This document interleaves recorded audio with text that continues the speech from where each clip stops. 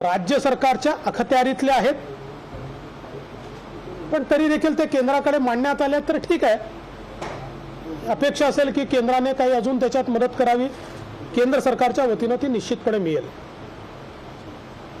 ओबीसींच्या राजकीय आरक्षणाचा जो विषय आहे ते राजकीय आरक्षण देशाच्या इतर कुठल्याही राज्यामध्ये रद्द झालेलं नाही।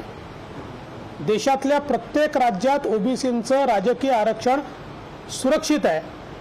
ते केवळ महाराष्ट्रात रद्द झालेलं आहे आणि सरकारने सर्वोच्च न्यायालयाने सांगितलेली कृती हे वेळेत न केल्यामुळे आणि जवळजवळ 15 महिने ती कृती न केल्यामुळे खऱ्या अर्थानं हे ओबीसीचं राजकीय आरक्षण केवळ महाराष्ट्रामध्ये रद्द झालं आहे आणि ते आताही सुप्रीम कोर्टाने सांगितलेली कृती जर पूर्ण केली तर किमान 50% जे काही आरक्षण आहे ओबीसीचं ते निश्चितपणे बहाल होऊ शकतं।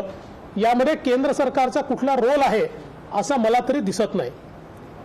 मराठा आरक्षणाच्या संदर्भात या राज्य सरकारने जी समिती तयार केली होती माननीय मुख्य न्यायमूर्ती भोसले साहेबांच्या अध्यक्षतेखाली, त्याच्या रिपोर्टमध्येच अतिशय स्पष्टपणे सांगितलेलं आहे की रिव्हिजन पिटिशन दाखल करा, पण त्याच्या काही मर्यादा आहेत आणि जर हे आरक्षण रिव्हिजन पिटिशनने मिळत नसेल आणि रिव्हिजन पिटिशन मंजूर होत नसेल तर पुन्हा कृती करावी लागेल। ती काय करावी लागेल तर राज्य मागासवर्ग आयोग तयार करून त्याला काय काय द्यायचं ते देखील भोसले साहेबांच्या अहवालात सांगितलेलं आहे। टर्म्स ऑफ रेफरन्स काय आहे, या टर्म्स ऑफ रेफरन्सवर राज्य मागासवर्ग आयोगाचा अहवाल घेऊन मग तो अहवाल केंद्रीय मागासवर्ग आयोगाकडे पाठवावा लागेल।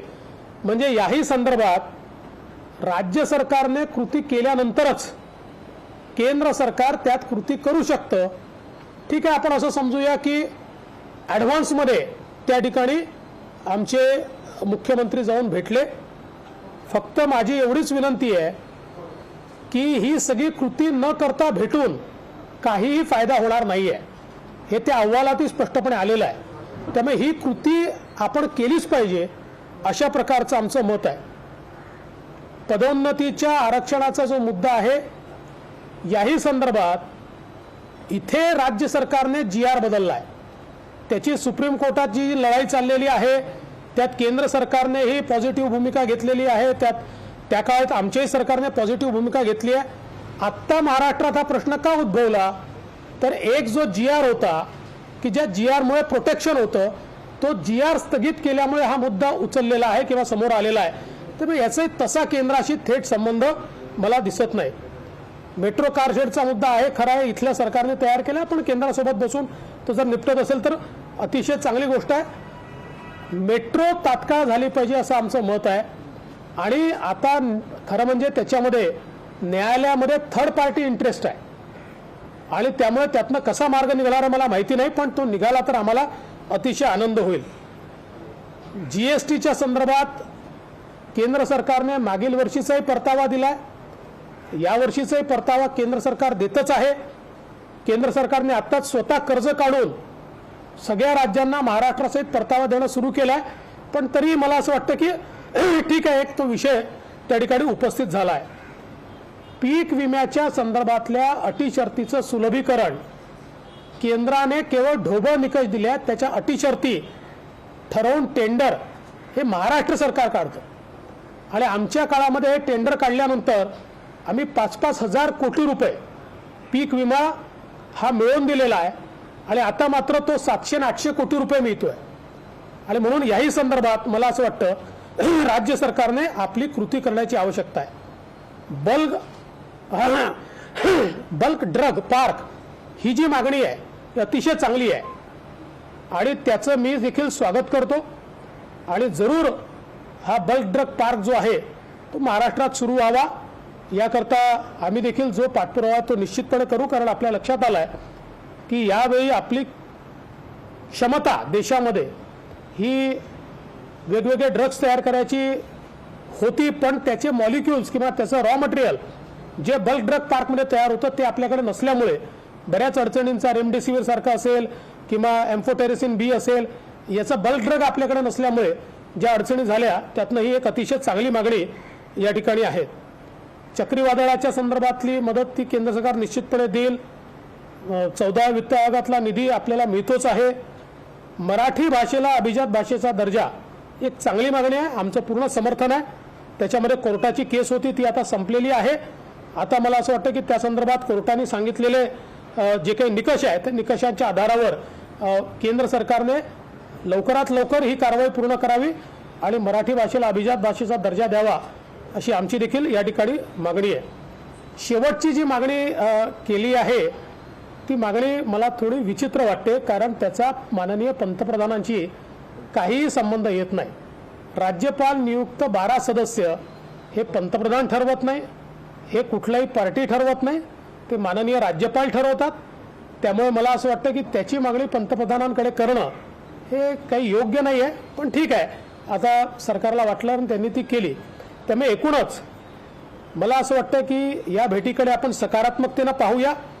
एक चांगली सुरुवात आहे. दरवेळी केंद्र सरकारकडे नुसते बोटं दाखवायच्या ऐवजी जर संवाद ठेवला तर महाराष्ट्राचा फायदा अधिक होईल. आणि यापुढे असा संवाद ठेवताना महाराष्ट्राच्या विषयांवर आपण केंद्र सरकारकडे जाण्याच्या ऐवजी केंद्राच्या विषयांवर जर केंद्र सरकारकडे गेलो तर त्याचा आपल्याला अधिक फायदा होईल. देखिए, माननीय मुख्यमंत्री जी ने एक डेलीगेशन लेकर जो माननीय प्रधानमंत्री जी की भेंट ली है, हम उसका स्वागत करते और एक सकारात्मकता के साथ हम उसकी ओर देखते हैं. क्योंकि अगर राज्य सरकार केंद्र के साथ एक संवाद रखती है तो उसका फायदा भी राज्य को होता है. विशेष रूप से मैं ऐसा मानता हूं कि यहाँ पर जो मांगे ये राज्य सरकार ने केंद्र सरकार को की है, अच्छा होता अगर ये जो 11 मांगे की है ये इनमें से सारी मांगे ये केंद्र सरकार की के डोमेन में होती. लेकिन ध्यान में आता है कि इसमें से 8-9 मांगे तो राज्य सरकार के डोमेन में, उसका केंद्र से कोई सीधा संबंध नहीं है. फिर भी अगर ये मांगे की गई है तो हम इसका स्वागत करते हैं और केंद्र सरकार जरूर इसमें मदद करेगा, ऐसा हमको विश्वास है.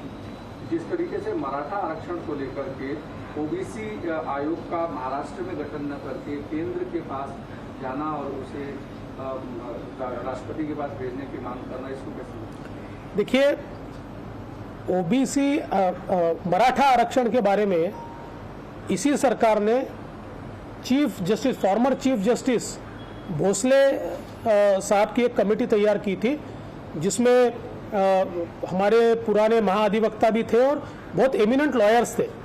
और उन्होंने एक रिपोर्ट दिया है, जिस रिपोर्ट में उन्होंने कहा है कि केंद्र के पास जाने से पहले हमको बैकवर्ड क्लास कमीशन महाराष्ट्र में गठित करना पड़ेगा. उसका उन्होंने टर्म्स ऑफ रेफरेंस दिया है. उस टर्म्स ऑफ रेफरेंस पर उस आयोग का रिपोर्ट लेकर और उस रिपोर्ट के आधार पर उसके बाद केंद्र सरकार के पास जाना पड़ेगा. तो वो सारी कार्रवाई को टाइम लगता है. वो कार्रवाई किए बिना अगर केंद्र के पास हम चले भी जाए और केंद्र को ये कहे कि आप कार्रवाई कीजिए, तो हमने कार्रवाई नहीं की तो केंद्र कार्रवाई कैसे करेगा? इसलिए प्रीमैच्योर है. फिर भी ठीक है, वो गए तो हम स्वागत करते हैं.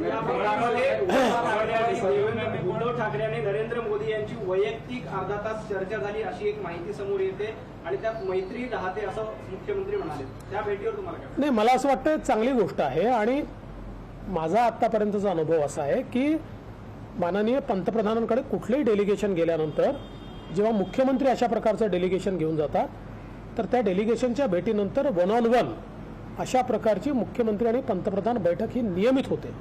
त्यामुळे अशी बैठक झाली तर त्याचा राज्याला फायदाच होईल, राज्याच्या हितातच ही बैठक होईल. त्यामुळे अशी बैठक झाली की नाही मला माहिती नाही, झाली असेल तर त्याचं माझं स्वागत करतो. आमच्यात मैत्री कायम आहे असं पण पत्रकारांशी बोलताना उद्धव ठाकरे असं म्हणाले, जरी आम्ही सत्तेत नसलो तरी आमच्यात मैत्री कायम आहे. नाही, ही अतिशय सकारात्मक स्टेटमेंट आहे. आणि निश्चितपणे मला असं वाटतं की शेवटी माननीय पंतप्रधानांचे हिंदू हृदय सम्राट शिवसेना प्रमुख बाळासाहेब ठाकरेंशी एक वेगळ्या प्रकारचे संबंध राहिले आहेत आणि फार जवळीक देखील राहिली आहे.